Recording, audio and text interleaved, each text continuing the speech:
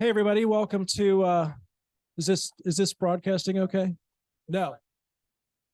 Corey. I don't think it's like right in my face. Is that better? Okay. Remember this later if you have questions. We got to be really close to the mic. So my name is Michael Moore. I'm an advisor here at Wealthquest, and just the typical disclosure, the things that we are talking about today don't represent any promises to you or anything like that. We are going to go through some factual information about death and taxes.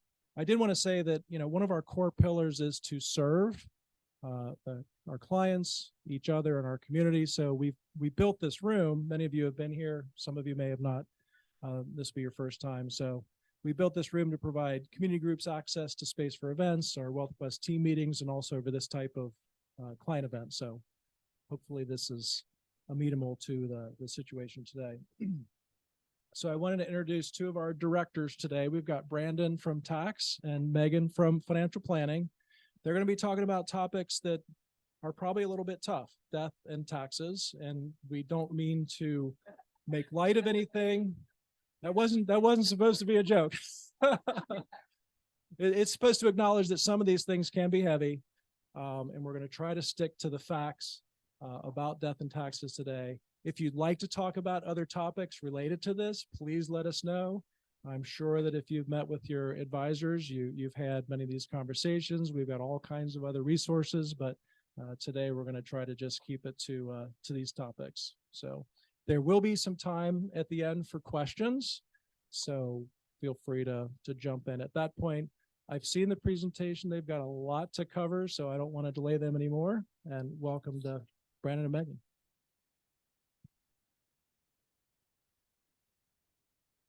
As the presentation gets pulled up, welcome. I saw how thrilled everybody was here to talk about death and taxes, right? Two of our favorite topics. So I'm going to start here with a quote, because I don't feel like we can do a presentation on death and taxes without quoting one of the most famous quotes out there about this topic from Benjamin Franklin.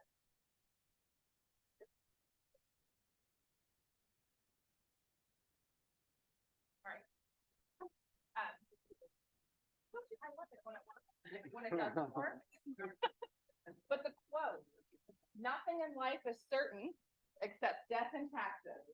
Everyone's heard that one? Right? Great. End of presentation. Right?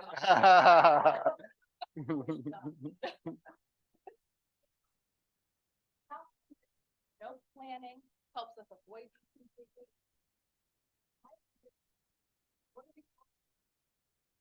inevitable. Why are we spending the time in this room talking about these topics? What else? I'm open. Yeah. Why are you guys here today? What do you want to learn? You want to know how much we pay for our children. How much we don't leave our children.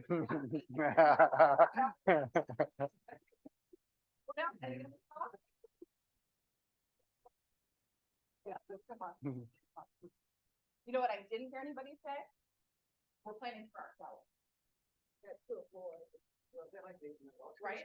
Right? We're not planning for ourselves, but that's different than the conversations we typically have. Right? We plan for savings, we plan for retirement, we plan for big purchases, we plan for our bucket list items. This conversation is going to be different because we're not planning for ourselves. We're not. So we're planning for our spouses and our loved ones. We're planning for that legacy that we want to leave. We're planning for charitable giving of organizations that we're really passionate about.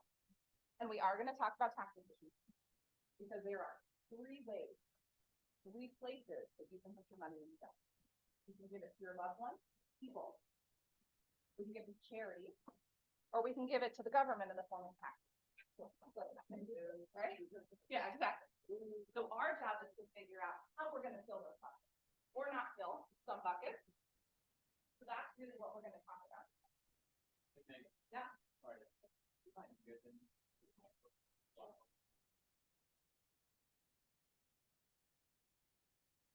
make sure that's on. Okay. Is that better? Keep going and I'll let you know. Great. All right. Thank you for letting me know. Okay. It sounds better here. So, okay. So let's talk about what happens when somebody dies, right? What actually needs to happen? And we're going to talk after the dust settles, after that crisis moment, right? Assets have to transfer. They have to transition somewhere. We can't leave it in your name forever. You might have to go through probate. That's a fun word. We'll get there. Bills and creditors. You're going to have to deal with that. And family dynamics. Now that's a big one. That's a big one. And we're going to talk about that a little bit towards the end of the presentation. But that's where some of those factual versus emotional topics come in. From a tax perspective, we're dead, but we still have tax returns that need to be filed. I see some people laughing. Yep. Exclusions and gifting. Basis adjustment. We're going to talk about that. And taxation to heirs. That's a big question that we get pretty often. Bills are due, taxes are due. Who's responsible for them? So the best way we thought to talk through this, Fran and I thought that we would introduce you to a made-up client and talk through what their situation looks like. So Joe and Mary Sample, mid-80s, they've been married 50 plus years, 3 kids, 4 grandchildren. Mary died in 2019. So what happened? Because Mary and Joe built their life together, all of their accounts were in joint name. So she didn't have any taxable accounts that were just in her name. So when she died, she was removed from those accounts, and Joe was the sole surviving joint owner. So he became the sole owner of those accounts. Because they were married, Joe had the option of taking Mary's retirement accounts as his own. So those moved into Joe's name. Mary had a life insurance policy that she put into a trust for her children and her grandchildren. And because she didn't have anything in her name specifically, we didn't have to worry about probate. But we didn't answer this question. Were taxes actually due at Mary's death? Tax law is incredibly favorable to married spouses when the first spouse passes. There's some special rules around that. So we talked about the joint account, and that's whether you're a spouse or a non-spouse. If you hold accounts jointly, depending on the type of joint account, right, that surviving joint owner gets to take over that account. I said as a spouse, Joe had the option of taking Mary's account as his own. It was put into his name as if he had made those contributions over his lifetime. But you're going to see here unlimited marital deductions. There is an unlimited amount of money that spouses can transfer to one another in life or in death. No limit. So we didn't have to worry about estate taxes. We don't have to worry about gift taxes. And then you're going to see this word here called portability. So for non-spouses, individuals get a certain amount of money that they can transition, either in life or in death, to a non-spouse. If we go over that, we pay taxes. But if my spouse, when they die, they don't use their whole exemption, I can elect to use their portion that they didn't use and mine at my death. So it's incredibly favorable. So in situations like Joe and Mary, where we want everything to transition to the spouse and then to our kids, it seems pretty straightforward, right? Titling and beneficiaries are still really important, but there's less tax planning that's needed. Now, Joe's not so lucky, right? When he passes, there's going to be a lot more to think about. So there are 3 ways that money can transfer. And I like to use the acronym COW, because why not? C-O-W. So the first way that money can transfer is through contract. And that might sound a little funny. I'm not signing contracts. But every time you sign a beneficiary form at a bank, at a brokerage firm, you are entering into a contract with that institution. And you are saying, when I die, pass the money in this account to these people. If something changes and you don't update that contract, the institution is going to use the contract they have on file. The second one is ownership. Trust accounts, joint tenants with rights of survivorship. I'm sure you've seen that all of those all of those letters there in accounts, those are legal ownership titling. So they have certain legal rights, right? Trusts, rules are written within that trust. Trustees need to abide by that. This joint tenants with rights of survivorship, you see it often with spouses, but you'll have each spouse has access to 100% of that account in life. So when one passes, the other spouse still has 100% access. That's what we saw with Joe. Yep. The third one here, will. So your will is your catch-all. That's your backstop. If we can transfer by any other method, we want to do that. Because the will means we go through probate. And that, we'll talk a little bit more about that. But it's not free. And it's a process. It can take a long time. So here's Joe's net worth statement. You're going to see everything is in Joe's name because it's transferred from Mary. Joe died last month. We're going to see this total net worth, $4.3 million. That's a healthy net worth. The first thing we want to do as professionals is look at a net worth statement or a balance sheet. We want to see what's there and we want to see the titling. So what we're going to do is we're going to use this balance sheet and we're going to walk through each of these account types and we're going to talk about taxes and the impact. You guys ready for that? All right. Right. So now we're going to take this and we're going to apply some of those bigger tax questions and rules.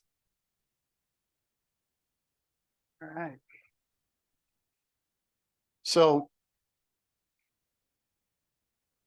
gift and estate taxes only apply to large gifts made by a person while they're alive or large amounts left for their heirs when they die. So as an accountant, I've got to quantify. Sorry about that. Large. Numerically. So 0.2% of estates are subject to estate tax. 1 out of 500. So we can see the 2023 exclusions.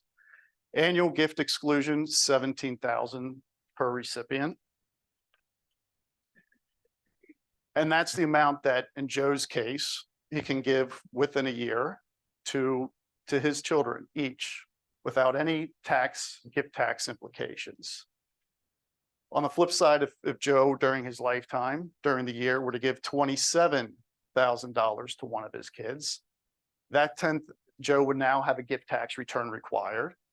But that excess $10,000 above the annual gift exclusion would simply go into his lifetime gift tax exemption. So instead of that $12.92 million, Joe's exclusion would be $12.91 million. Getting a lot of feedback. So hopefully seeing those numbers up there put some minds at ease. I get a lot of questions, about estate tax and concerns about estate tax. But that amount is clearly visibly a pretty high amount, and that's Joe's amount alone. Megan touched on portability. If the election is made at Mary's passing in our scenario on her estate return. At the time of Joe's passing, his lifetime exclusion, instead of that 12.9, is effectively double if Mary didn't eat into any of her exclusions. So as we're looking at these numbers, hopefully some minds are at ease that it takes a pretty healthy amount to have any exposure to estate tax. So from a historical context, that number is a bit larger than it has been in the past. Going back to 2017, the Tax Cuts Jobs Act effectively doubled the lifetime exemption. Back then it was 5.6 million or thereabouts, and it effectively doubled that amount to 11.2 million in 2018. And since then, you can see that amount has crept up with inflation. The reason I'm mentioning that and going back 6 years ago, is because that higher exclusion amount is set to sunset.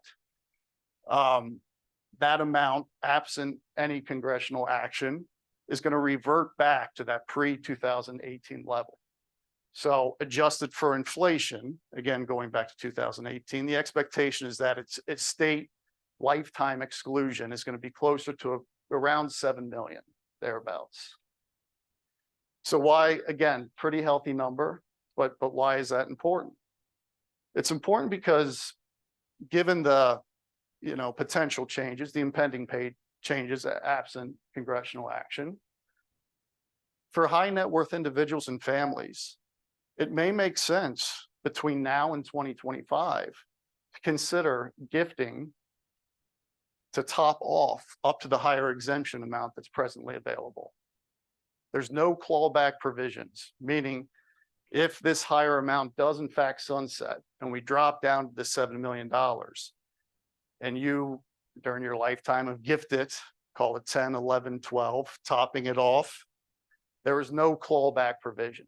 The government can't come back and say, hey, now that we're at this lower amount down the road, they can't come back to what was gifted back in 23, 24, 25.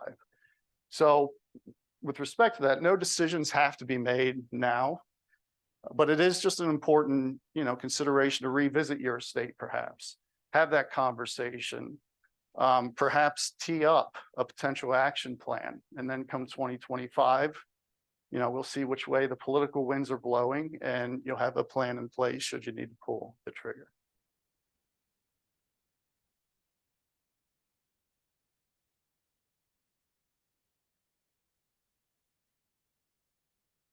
So some of the fun administrative items to tackle. Final income tax return. So let's first talk about what happens when Mary passes back in 2019. So in that scenario, Joe would continue filing a return as a surviving spouse. The year of Mary's death, Joe would be able to file married filing jointly, regardless if Mary had passed the first day of the year, last day of the year. And he'd be able to take advantage of the higher married filing joint brackets and standard deduction. Subsequently, the years following Mary's passing, Joe would be filing as a single taxpayer moving forward, where the tax brackets and standard deduction are essentially halved from the married filing joint brackets. Moving ahead, some years later, Joe passes. His final tax return would report all income deductions, credits up to his point of death. Final tax return would be simply filed by his personal representative or appointed representative. And so kind of moving forward, when is an estate tax return required? We talked a little bit about portability.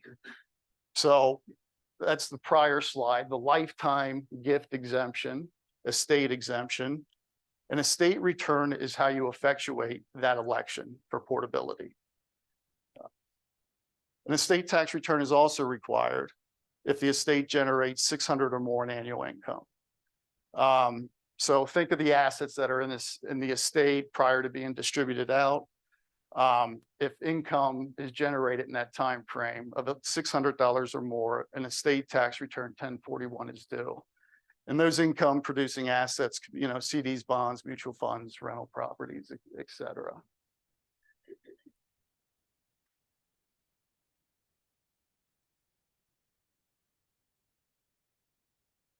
All right, so now we're gonna make sure I turn my mic on so everybody can hear me.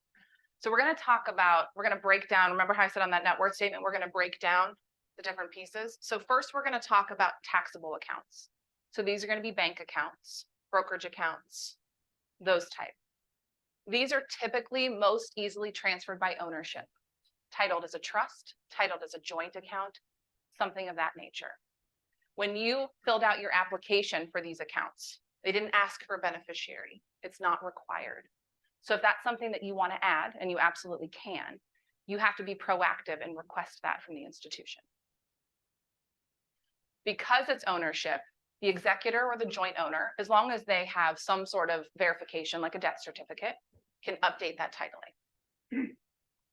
But beware, you're going to see here, beware of frozen accounts. If somebody has an individual account in their name, so no joint owner, no beneficiary, when the institution finds out that person has passed, they will freeze that account. So nobody can act on it. You can't take money out. You can't change investments because nobody has the right to act on that account until an executor or administrator is listed and they have a death certificate. So I think that's really important to note, especially when you're thinking about access to funds after death. Can we pay our bills? Can we pay for a funeral? Is there access? Is there ability to access funds if needed? So that's one thing to be careful of. But there are also some important tax pieces to this. So there are some favorable, I will say, tax pieces to qualified or non-qualified taxable accounts.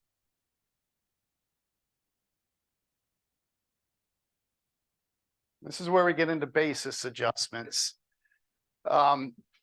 So as we look at a snapshot of some of Joe's accounts here, these are stated in fair market value, but fair market value often is drastically different than what I'll call cost basis or basis.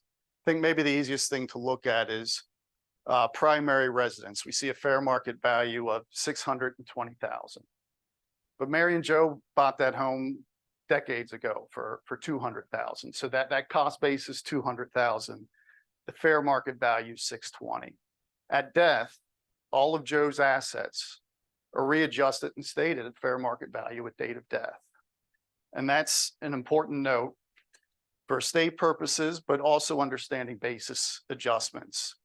Essentially, there's a step up or step down that resets the cost basis for an inherited asset. So for Joe's heirs, they would basically assume these assets at fair market value, which would also now equate their cost basis. So it's a pretty powerful concept, and it's where the saying goes, you know, maybe at least within the CPA community, as fun of a bunch as we are, there's no better tax strategy than death. And it rings true, as morbid as it is. It rings true because it's not temporary deferral. It's not tax mitigation. It truly is permanent tax avoidance. So maybe taking a look at an example here, I'll pull the largest asset, Joe's brokerage account, the one account, for $765,000. That's the fair market value at date of death. But that brokerage account is, you know, represented by stocks, bonds, mutual funds, assets that have appreciated over time. So let's say Joe's cost basis is $400,000. That extra 365 on top of that to get to 765 represents gain, appreciation that has never been realized by Joe, has never been taxed by Joe. At death, Joe's kids will step in, assume that asset, $765,000, which will also equate their cost basis. So let's say the very next day, Joe's kids liquidate the account, which we hope they wouldn't. But they sell the assets, collect the $765,000 of cash. There's absolutely zero gain on that, zero tax on that. Whereas if Joe would have sold that during his lifetime, would have been a drastically different answer.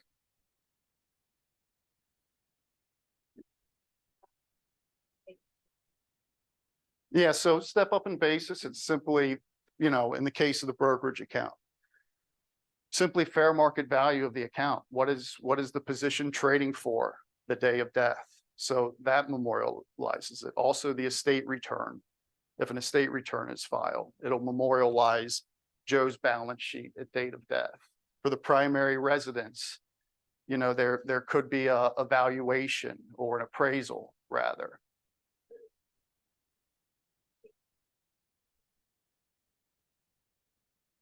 My dad passed about 10 years ago, and something years later, my mom she has a house and it sold it, but it didn't get a step up appraisal. So that up to the surviving spouse to make sure things like appraisal. Yeah, so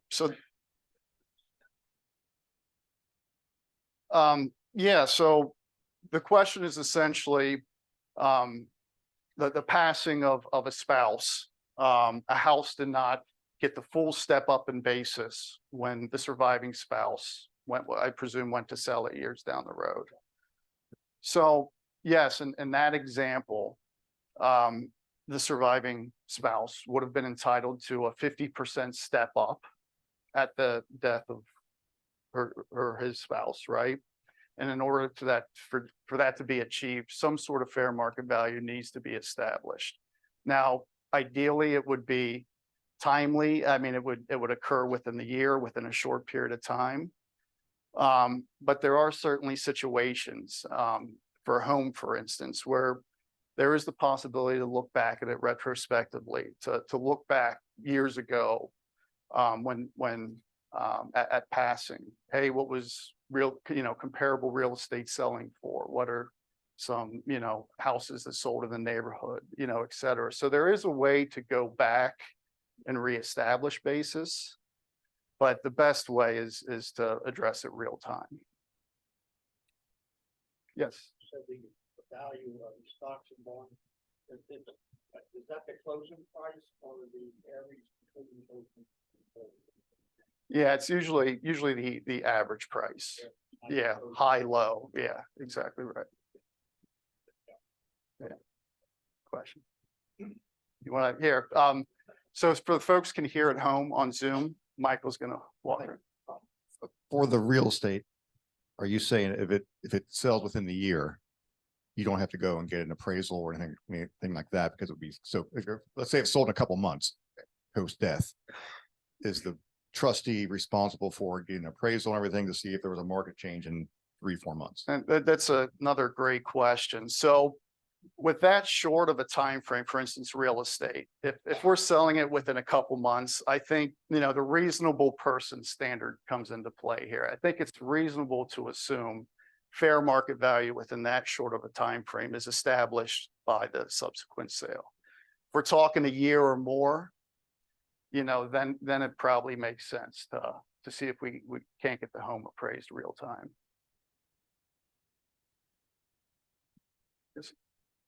This must be a really hot topic. So when my wife dies here and I'm still alive. Okay. At that, I'm sorry. No, vice versa. I've got it planned out.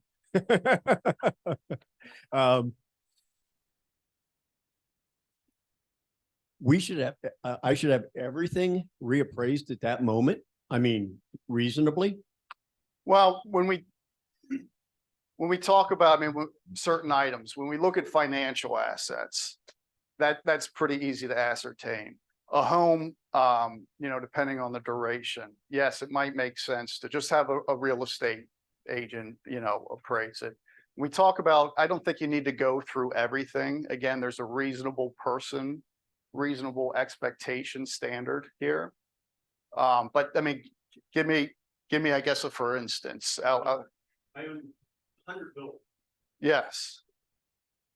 Okay. Yes. To answer your question, yes. All 100 have to be reappraised. In order to recognize that step up in basis, the recommendation would be to have some sort of appraisal on the buildings as close to death as possible. Yeah. It's planning, so Yeah, no, that's a very good question. Yeah.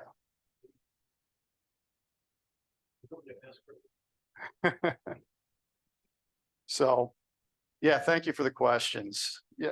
On that brokerage account example you gave, apparently that was in the husband's name only.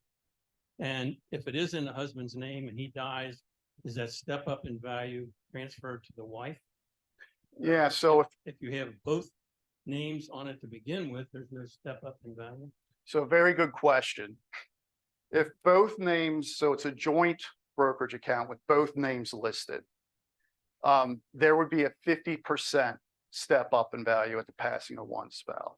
If it was purely in Mary's name, and Mary predeceased Joe would receive the full step up for that brokerage account. So titling is very important. Yep. Yeah, great question.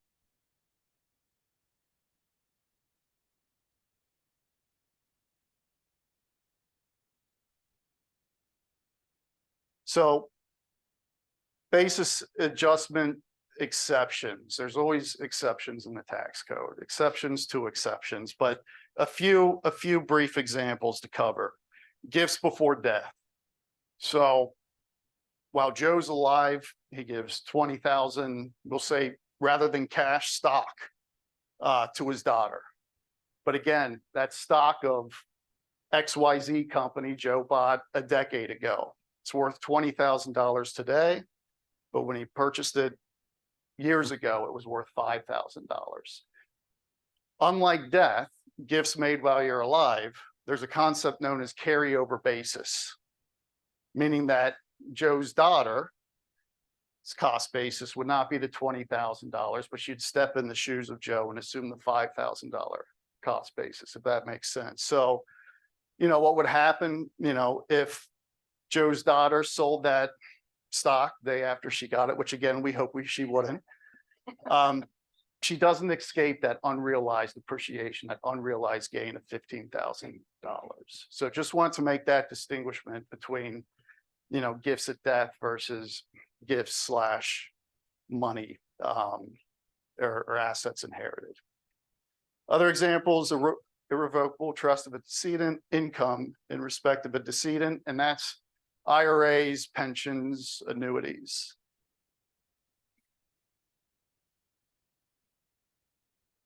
That was the perfect segue. So we're going to talk through qualified and retirement accounts now. So these accounts cannot transfer by ownership. Legally, they are only owned by one person, one social security number. So these have to transfer by contract. Now, if you remember, in comparison to filling out your brokerage account application, when you fill out an IRA application, they require that you put a beneficiary. This is why. If you don't, the default is your estate, probate.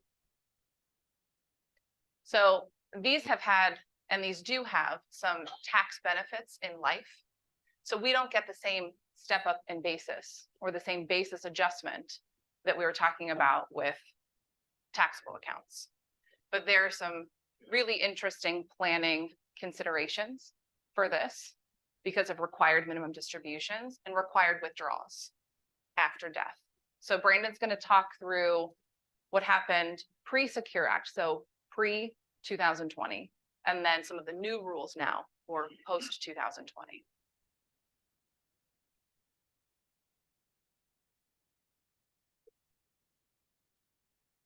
So inherited IRAs, Secure Act 2.0, one of those odd, quirky pieces of tax legislation that actually you may have seen a little bit in the news or headlines briefly. It's one of those things where legislation came out, you know, a few years back, and the written legislation, the intent of the legislation, and the interpretation of the legislation were all different. Again, had us, you know, had CPAs, the exciting group that we are. It was a big deal. So that was, you know, so the Secure Act came out and then Secure Act 2.0. So I'm just using those terms in case you happen to see them in the headlines in recent years. So, I mean, this could be a whole seminar in and of itself. So I'm just going to give kind of a very high level view as it pertains to our presentation. But in order to do that, just want to spend a minute talking about inherited IRAs pre-Secure Act. So inherited IRAs before the year 2020. And in which case, most non-spouse beneficiaries could choose to withdraw the funds over their lifetime. So let's go back to Joe and say his passing was before December 31st of 2019. His kids inherit his IRA. They would have been able to stretch those distributions out. They would have still had to take required minimum distributions each and every year after inheriting the IRA, but they would have been able to stretch those out over their own lifetime. Not anymore post Secure Act. So the rules change for inherited IRAs post January 1st, 2020. And you'll see the important note here in bold. This Secure Act inherited IRAs that were, again, inherited pre January 1st, 2020. There are no changes. This has no meaningful impact on those inherited IRAs. This is prospective legislation, so we're going to focus only on 2020 and forward.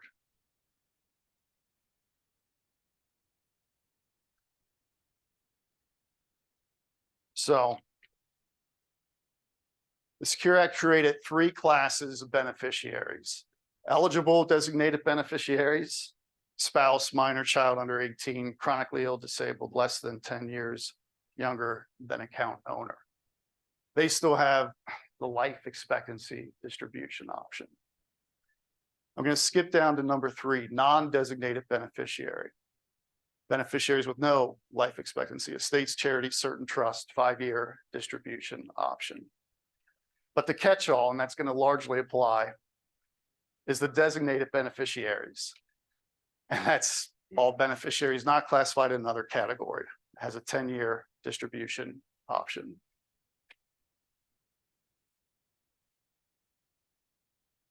So what the Secure Act essentially says is for an account owner that, again, dies January 1st of 2020 or later,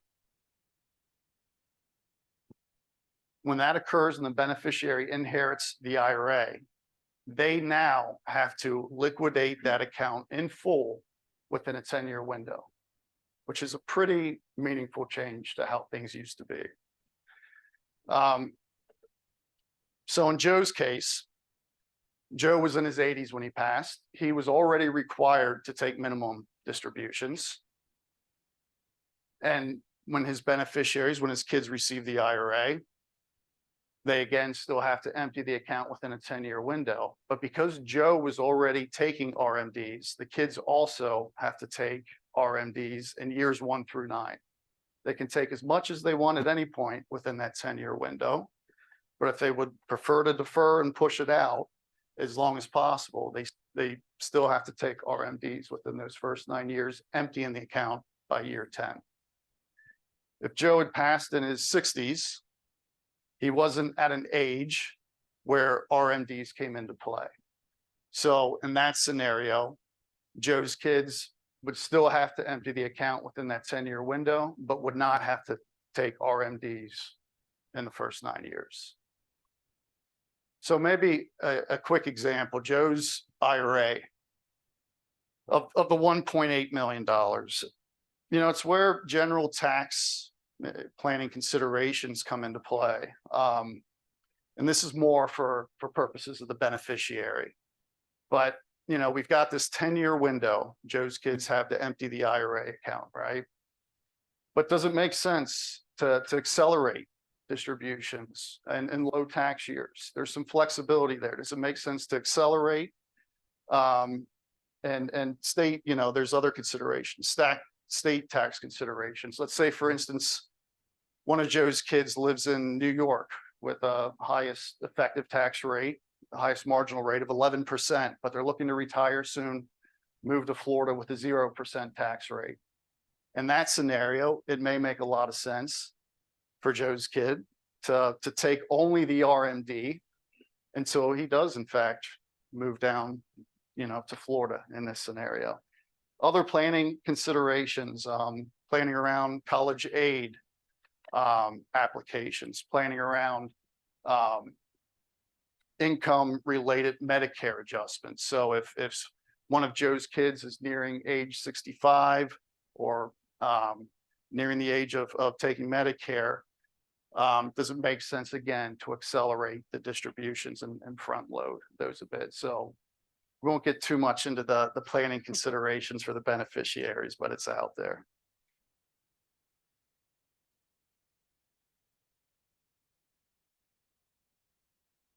All right. So one more asset class here, life insurance. Now, when I say life insurance, people typically have a strong feeling one way or the other. They love it or they hate it. From a tax and planning perspective, this creates some really unique planning opportunities. So life insurance, the death benefit that's paid to the beneficiaries is income tax free. And if you're under that estate tax exemption, that Brandon mentioned earlier. Or if it's moved out of your estate, it's also free from any federal estate tax. So you'll often hear people say that life insurance is tax-free. So it can create some really interesting opportunities when we're talking about how we want to transfer assets and what kind of assets we want to give to family versus charities. How do we choose? Some of these things might be a big consideration. Now, Brandon talked a few slides ago about exceptions to the basis rule. One of those was an irrevocable trust. So if you remember at the very beginning, I told you that Mary had a life insurance policy that she put into a trust for her kids and her grandkids. Because she died, it became an irrevocable trust. The life insurance went in there. It was tax-free when it went in there. But because it's irrevocable, that life insurance proceeds within that trust doesn't get a step up at Joe's death. So that's an example. Titling matters. So now I'm going to pull up the net worth statement again. And you're going to see I have a couple things highlighted. So we have, it's teeny tiny print. So it says Joe's savings account and Joe's brokerage account. And then you're going to see the whole right side, so the debt. Now these are in Joe's name as individual. And there's no indication on here that there's a beneficiary. So typically you would see something like a TOD, transfer on death, or a POD, payable on death. That indicates that these types of accounts have some sort of beneficiary.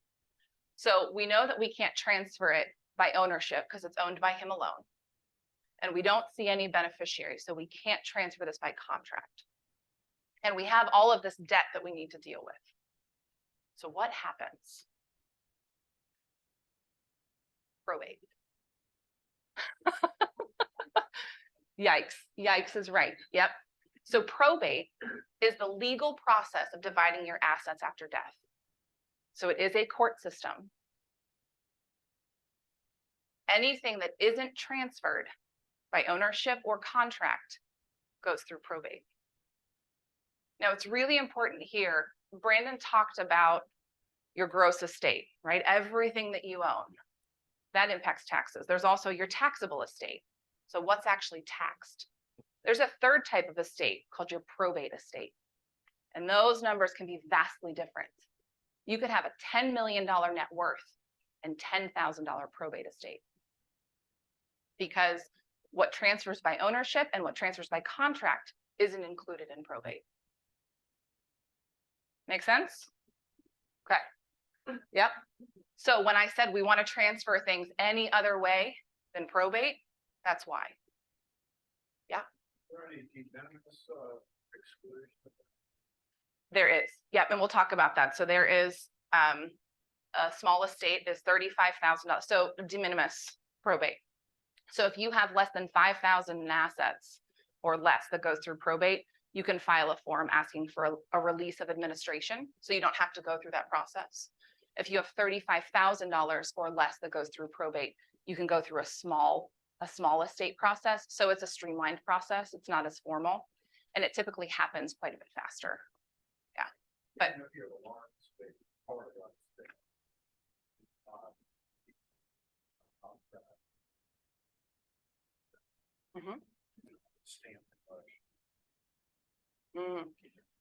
personal property can go through probate. Yep. Yep. So artwork, those sorts of things, personal property. Cars. Yes. Trust is different. Yep. So trust would go, that's a great question. So do assets in trust go through probate? Trust is ownership. So that avoids probate. Yep. So your will that we fill out, that we have, your estate planning document, that is the instruction that you give probate court on how you want your assets to be distributed, who you want to be in charge of your estate. So your administrator or your executor, and then how you want those assets divided. Probate is not free. So you have to pay court costs, filing fees. You can pay an attorney if you choose to use one, and the executor can choose to take a fee. It's typically a percentage of the assets that go through probate. It's not required. Family members often don't, but they could. And the last one here that I really want to point out, documents that go through probate are public record. You can get on the website today, look up a name, and you can read their entire will. You can see who's listed as executor. You can see a schedule of assets, anything that went through probate, and any other court filing documents. I mean, like 1900s or whatever. Oh, gosh. I mean, it's all public records, so you may have to go to the courthouse to get it, but I would think you probably could get or request it. Yep. Yep. So debt, we haven't talked about debt. Debt goes through probate. So generally, no one is responsible for someone's individual debt after death. Creditors who want to claim have to file within 6 months of date of death. And they file with probate. They'll file a claim for payment. Debt that's recovered, and they'll recover it from probate estate. Yep. If there isn't enough in probate, that debt can go unpaid. Now, I said generally speaking, there are some exceptions. So I put on here co-owners and co-signers, right? I said individual debt. If you co-signed with somebody, or if you were a co-owner, that person is still responsible for that debt. Secured debt. Some people might have been really excited. Yes, I don't have a mortgage anymore. Secured debt typically within their contract has a death clause that says at death, I can repossess a car or I can foreclose on a home to pay off the debt. Now, generally speaking, they're going to allow, especially homes, they allow somebody else to assume that debt, that mortgage. So they're not going to automatically come in and foreclose or take assets, but you're still responsible. Those don't get wiped clean. Student loans are a finicky thing. Federal student loans typically are forgiven at death. Private student loans are a little bit more complicated. It depends on the servicer, how big the loan was, when it was taken out. And medical bills, I see some eyes getting wide and some ears perking up here. This is incredibly state specific and it gets really complicated, but medical bills can be an exception to debt. So you see two laws down here, the necessaries doctrine and filial laws. So in the state of Ohio, we have what's called a necessaries doctrine. And what it says is that a husband or a wife is legally responsible for paying the necessary items of their spouse: food, clothing, shelter, medical bills. Yes. What about a child? That's a great question. And if whether an adult child would be responsible or that you would be responsible for an adult child's bills.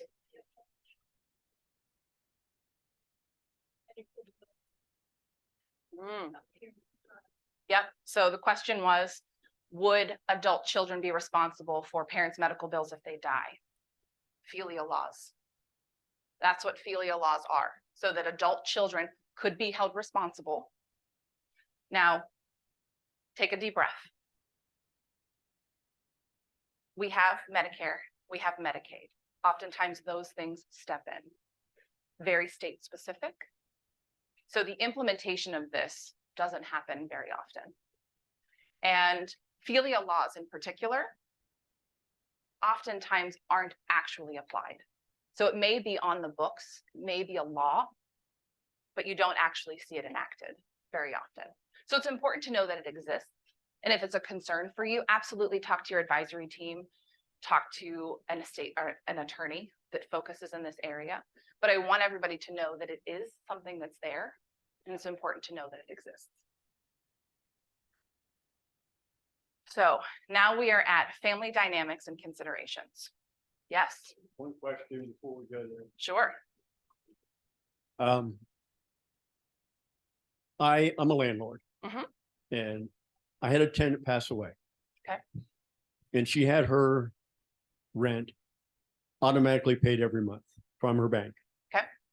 She's passed away for 5 months now, and I still get checks. Okay. Okay. I can't stop them. Right. I take them back. I just don't cash them. Yep. Because of that cash. Well, Right.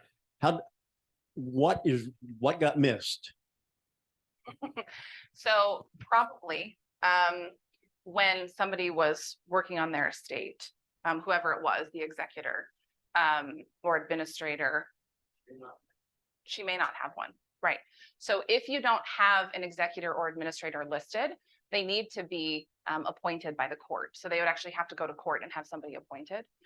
But bills can stop. You can stop the bills if you no longer need them. But that would have been the responsibility of that executor to stop those bills, utility bills, rent payments, anything like that.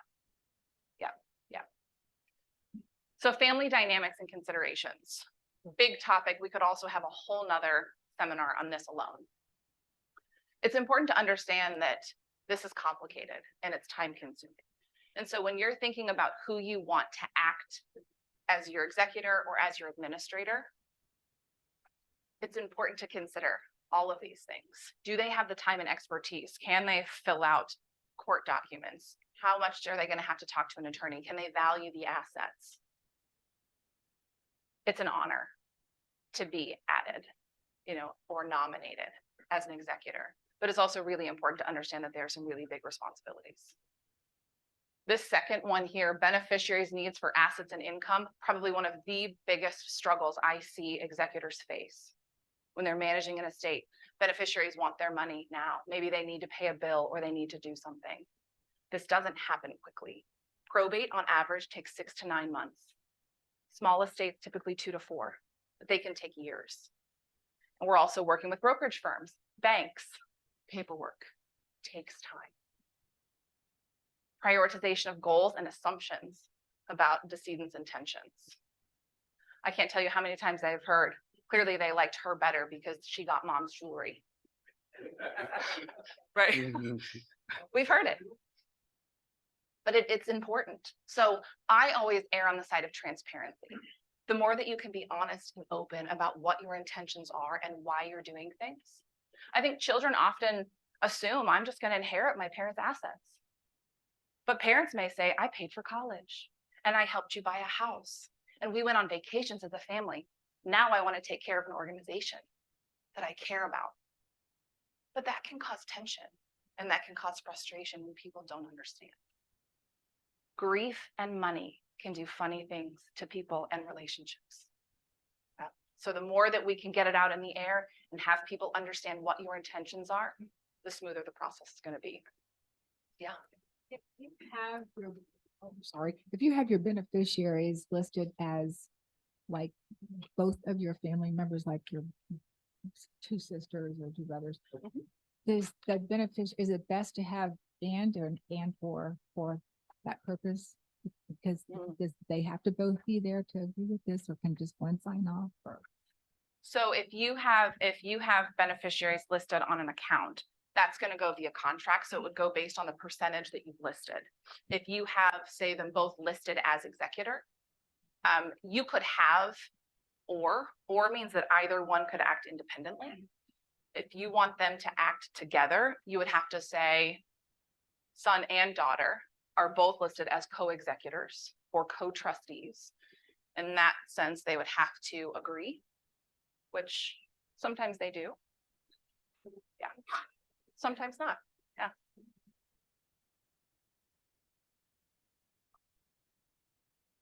Back to the situation where you had with the medical bills. We had a situation where 2 friends got involved with spouse had to be rushed to a hospital via airlift, et cetera, and consequently, and they then passed. Consequently, there was a huge bill of like over $50,000 or whatever that was sent to the surviving spouse. Yep. It eventually was worked out that the spouse did not have to pay those bills. Okay. But it still seems to be a fuzzy area. And I was just wondering if there's any clarification on that, whether you do or you don't have to, or you just, it depends on how you fight it in terms of what success you have. It's really hard, and it is state by state. So it's going to depend if you're in Ohio, Kentucky, Alabama, California. There are a lot of circumstances, and the rule is if they are able to pay. Now, again, the actual enactment of that is different. And there's Medicaid planning. There's spend down planning that people can do. So I would say the best advice, if you have concerns about this, would be to talk to an attorney that focuses in spend down Medicaid estate planning, that can provide some specific data, because it just really depends. This situation. Sorry, in this situation, I have two friends and and the one was Kentucky. Okay. One was here. Yep. And luckily for us, my friend in Kentucky, I brought up, and Steve spoke with us. In both cases, they did not immediately start to pay. Good. Yep. They battled it. Mhm. And in both cases, they won. Okay, there you go. Saved Yep. a heck of a lot of money. Yes, yes. And I think that's really important that that it is case by case, and it really depends on the situation. Another question, you may have touched on, I'm not sure. We talked about death and taxes, but there's also life and taxes.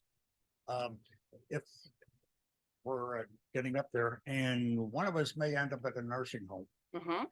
and there goes a lot of what we've saved all our life for. Yep. Can you talk to what you can do in terms of transferring assets to a trust somehow that isn't the ownership of your children yet? Yep. But one manages it, or at least is the rep for it. Can you give us a little bit more detail on that? Yeah, absolutely. So so that would be spend down or Medicaid planning. There are attorneys who specialize in that. So in order to qualify for Medicaid, you pretty much have to be, asset levels are around $2,500 to $3,000 of total assets. There's also an income limitation. And so the spend $3,000. Oh, Yes. It's low, right? And there's also an income limitation. So if you make, say you don't have any assets, but you have a large pension and Social Security, all of those things coming through, there are two components to that. And so there is this idea of Medicaid planning. There's a look back period. And so Medicaid can look back 5 years to see what your assets were. So you can't just go and gift the IRA and gift the house and gift all of those things and then go into a facility in the next week and say, I don't have anything, I'm Medicaid eligible, right? They've caught us in that. So 5-year look back. But there are certain types of trusts. So a Miller Trust is an example that would be used. It's called the Miller Trust. That's specific for income. But there are other types of ways that you can transition assets outside of what would be considered for Medicaid purposes. Yeah, but that gets into a lot of really specific details. Yeah.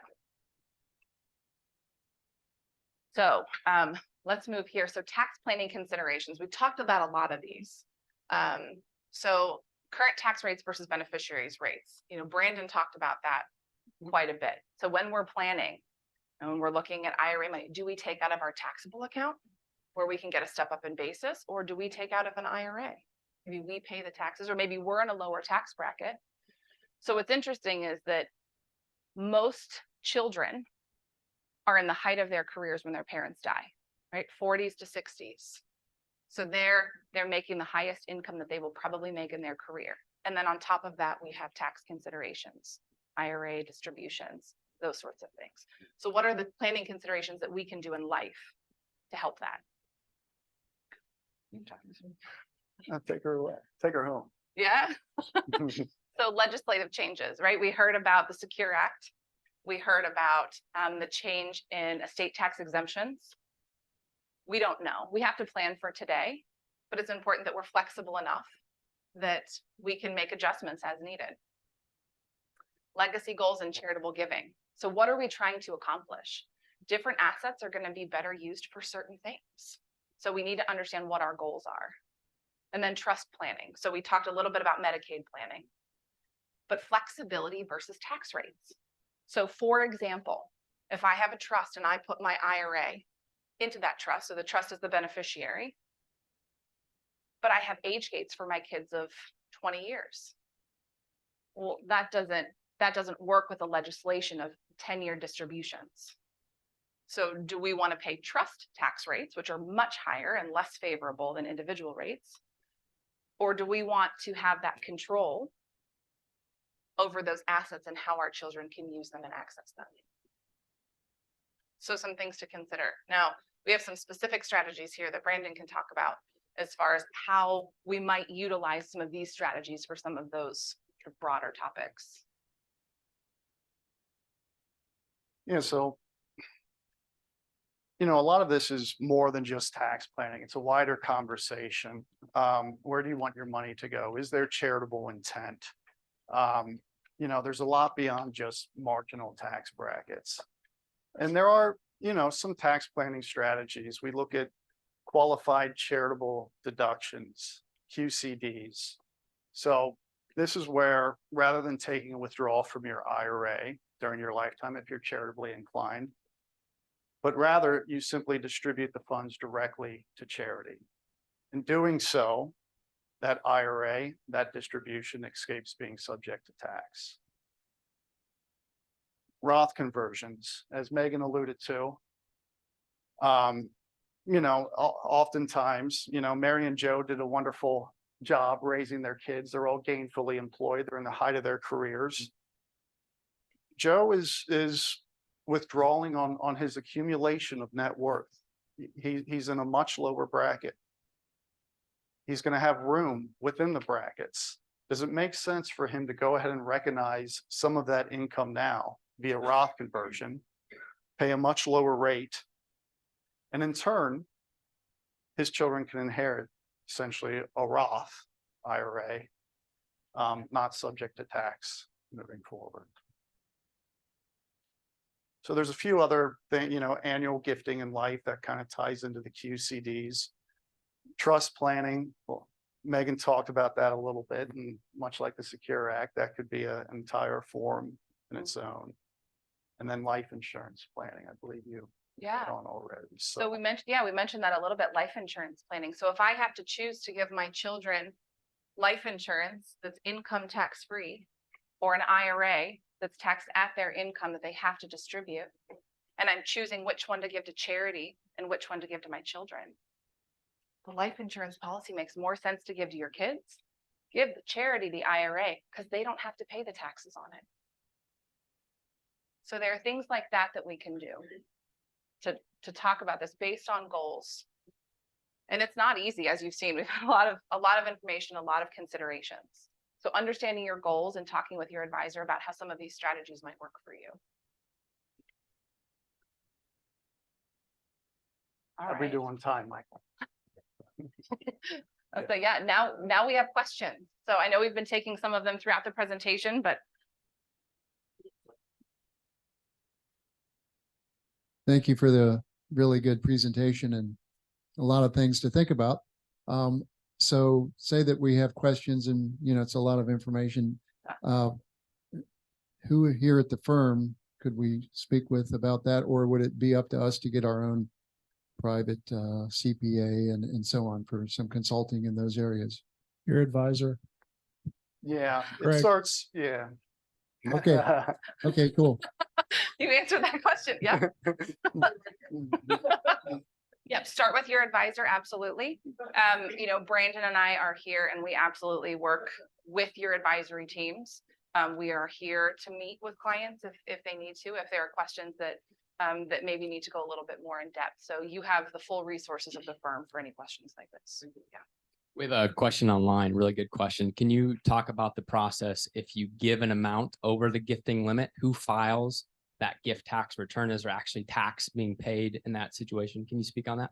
Yeah, sure. So the recipient of the gift does not have any tax implications, tax filing consequences. It's the giftor that would be subject to a gift tax return. It's a Form 709. They would have to file that return for a gift that's over $17,000. Now, whether or not there's any tax tied to that gift gets back to that lifetime gift exclusion, that fairly large $12.9 million number we saw on a previous slide. If that gift is well below that, then there's no gift tax paid. If the lifetime cumulative gifts exceed that lifetime exemption, then the tax would be due by the giftor and it would be captured on that gift tax return. Michael. Right. I just have a clarification because actually it's what, 17,000? Like, Mhm. if it happened today, I could give 17. Bob could give 17. Right.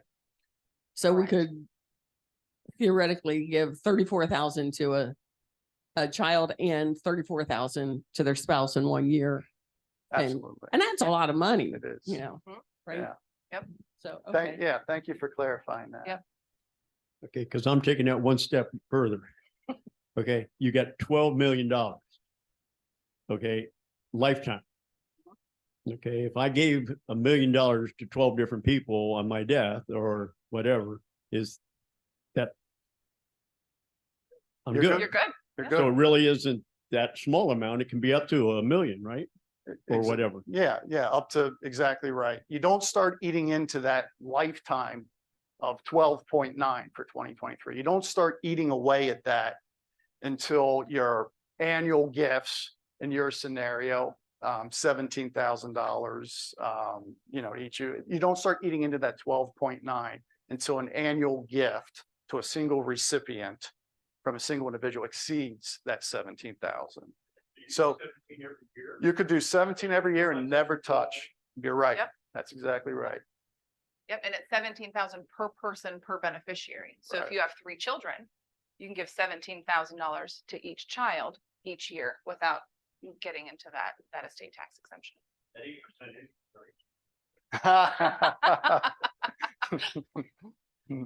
Hey, Michael.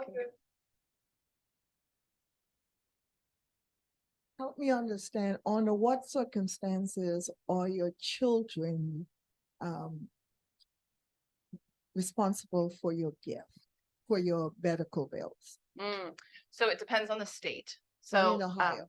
In Ohio, I believe does have a filial law. I don't know that there has ever been a case that has actually come forward where they have tried to go after children for the medical bills. So I don't know of any case in Ohio. There may be one. The most recent one that came up in the news was Pennsylvania, where they went after a child, and they don't have to go equally. If you have multiple children, one's a doctor and one's a teacher, they don't have to go equally to your children. It can be whoever is most likely to avoid that. Yeah, great question. So I would talk to an attorney about your specific situation, but it can have to do with how your assets are. So are they eligible? Are you Medicaid planning? Those sorts of things. So there are a lot of pieces that would play into that. Yeah. When you said that you're allowed to get $17,000 on Do they look at those gift giving things then and what happens? That's a great question. So that's not listed anywhere as far as tax or anything like that. So those things aren't really captured anywhere.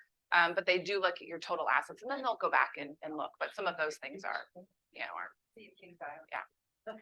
I know we are over our time, so we are happy to stay and answer any additional questions that people have. Thank you so much for coming.